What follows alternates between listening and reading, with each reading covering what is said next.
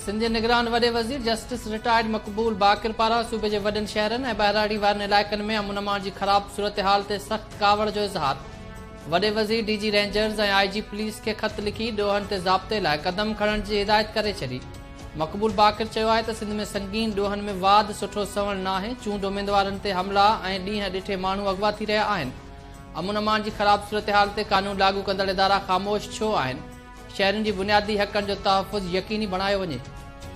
निगरान वॾे वज़ीर जे तरफ़ां जेकी सूबे में अमन अमान जी ख़राब सूरत हाल आहे उन ते आईजी सिंध पुलिस ऐं डीजी रेंजर्स खे जो ख़त लिखियो वियो आहे। वॾे वज़ीर पंहिंजे ख़त में चयो आहे सिंध जे वॾनि शहरनि समेत जेकी ॿाहिराड़ी जा इलाइक़ा आहिनि उनमें अमन अमान जी सूरत हाल ख़राब आहे। सूबे में वधंदड़ जेके अॾो आहिनि उनमें जेको हिन वक़्तु इज़ाफ़ो थियो आहे जो ॻणती जो अमल आहे।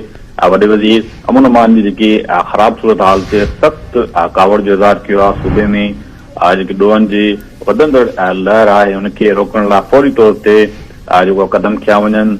वॾे वज़ीर जी हिदायतूं कयूं आहिनि कानून लागू कंदड़ इदारनि खे सूबे जे संगीन जेके जुर्म आहिनि ॾोह आहिनि उनमें इज़ाफ़ो जेको आहे उहा तमामु सीरियस क़िस्म जी ॻाल्हि आहे। वॾे वज़ीर चयो आहे। वॾे वज़ीर इहो चयो आहे त कराची में स्ट्रीट क्राइम जहिड़ियूं जेको वारदातूं आहिनि रोज़ जेको उनमें इज़ाफ़ो थी रहियो आहे।